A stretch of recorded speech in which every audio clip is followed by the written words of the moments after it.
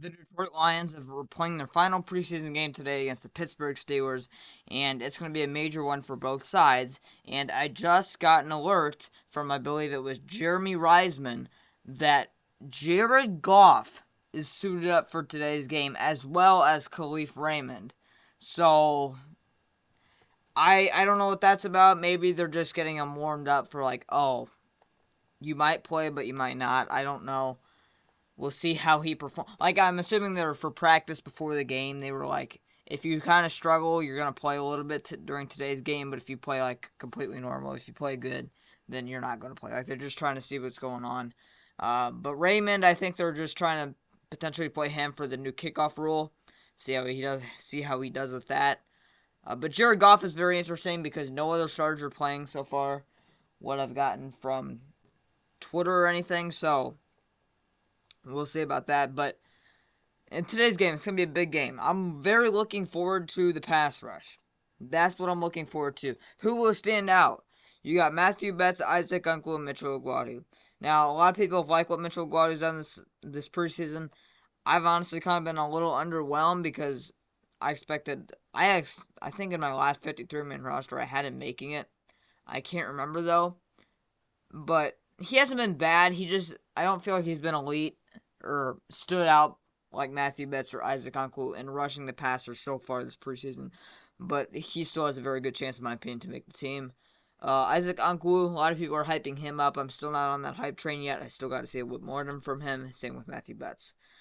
So I'm looking very forward to the defensive end room today. But this position is going very under the radar, in my opinion, that I'm looking out for today. You see him on the thumbnail. The tight end position, specifically James Mitchell. And James Mitchell, and essentially all the tight ends have not really done anything during preseason. They just haven't. You guys know how I feel about Zostra. I don't think he's a bad player by any means, but I'm not I'm not as big of a fan of him as other people are. And James Mitchell, I'm a big believer in him. However, he has to step up this game. Because I believe Parker Hess, he's been playing a lot of fullback for us this preseason. So I believe that Parker Hess will be on the 53-man roster or practice squad. He is making the team. Parker Hess is making the team. Regardless of how he plays today, I believe he's making the team. Sean McKeon, he doesn't really have a chance. He's barely been out there. I don't think he has a reception in preseason yet, so don't really worry about him. But James Mitchell and St. Zylster, that's what it really comes down to me, because Parker Hess is making the team.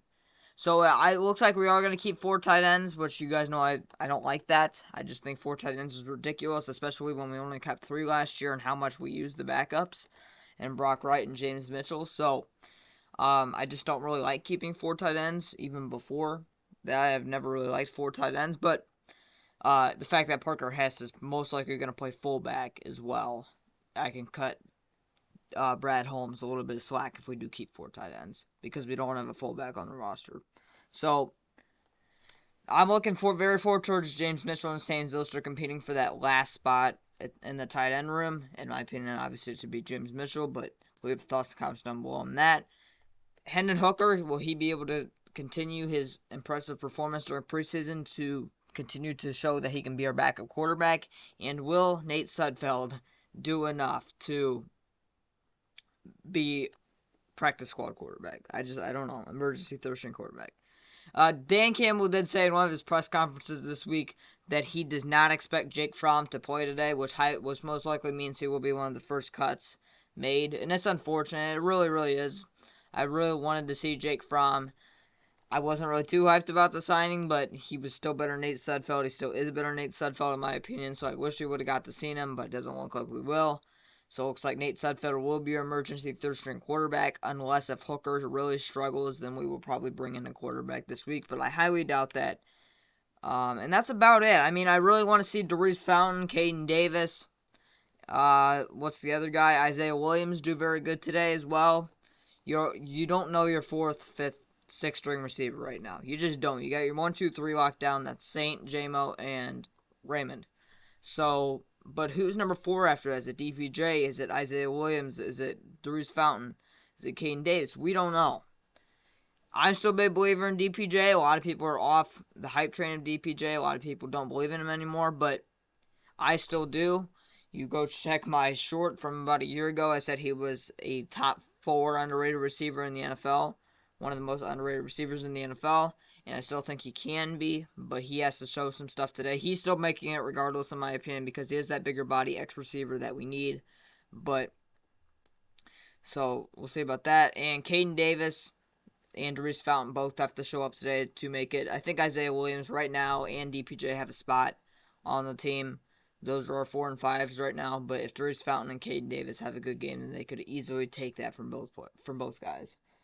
And the offensive line, I also got an alert. I believe it was also from Jeremy Reisman that Jamarco Jones is not suited up today, which means Colby Sorsdahl and Giovanni Manu will be starting the whole entire game on both sides. So look forward to that. And in the DB room, let's actually take a look at the linebacker room here. This is going to be very interesting. Ty Summers had a fantastic game last week. We'll see if he can continue that this week and potentially fight for a spot on the 53-man, him and Neiman. And cornerback room, who will get the last 1-2 cornerback spots? Will it be Kindle Vildor?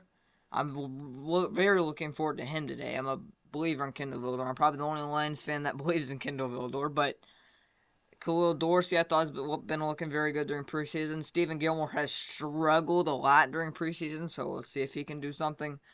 In the safety room, CJ Moore, big special teams guy, but he's not done very well on defense, in my opinion, and has not showed out enough right now to make the team. So, see about that. Lawrence Strickland as well. Could he potentially make a spot? He's been having a nice preseason. What are your thoughts? Comments down below. One Pride, go Lions. The finale is here. And just in 2 weeks, we will have the Rams vs. Lions regular season game. One Pride, go Lions.